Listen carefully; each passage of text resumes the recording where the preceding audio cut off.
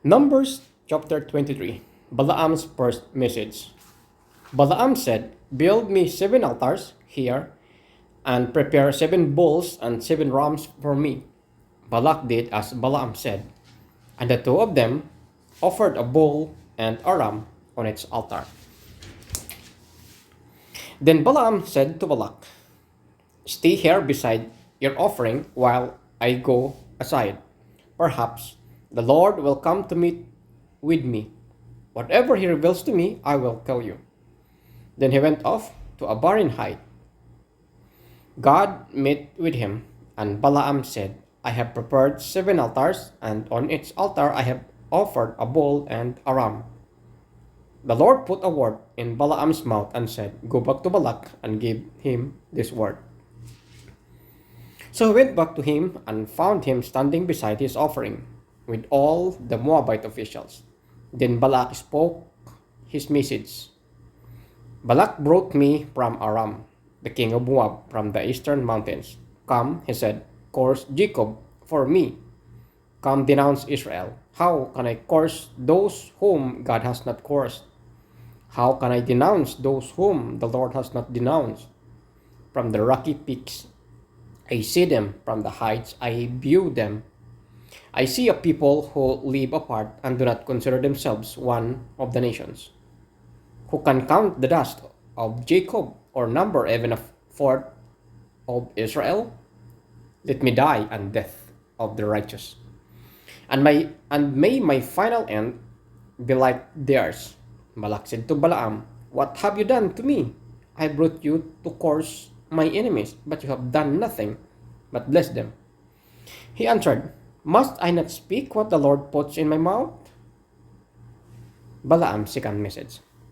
Then Balak said to him, "Come with me to another place where you can see them. You will not see them all, but only the outskirts of their camp, and from there curse them for me." So he took him to the field of Zupim on the top of Pisgah, and there he built 7 altars and offered a bull and ram on its altar. Balaam said to Balak, "Stay here beside your offering while I meet him over there."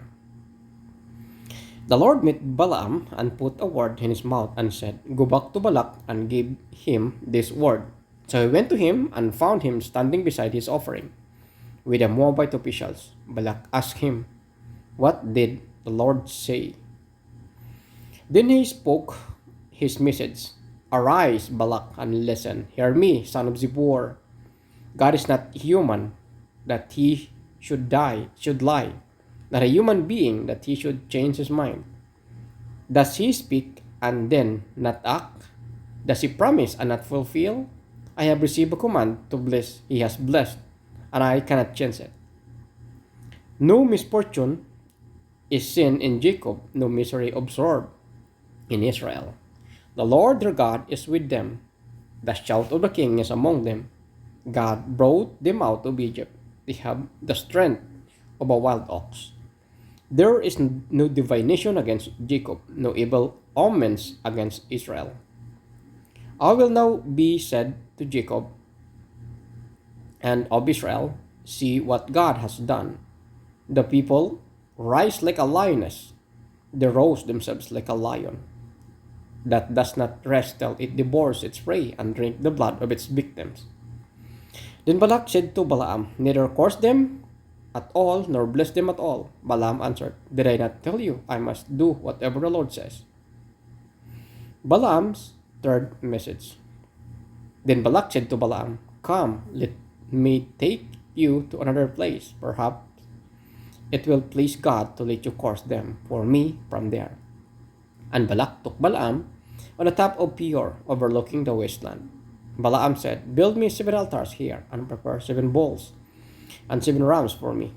Balak did as Balaam had said, and offered a bull and a ram on its altar.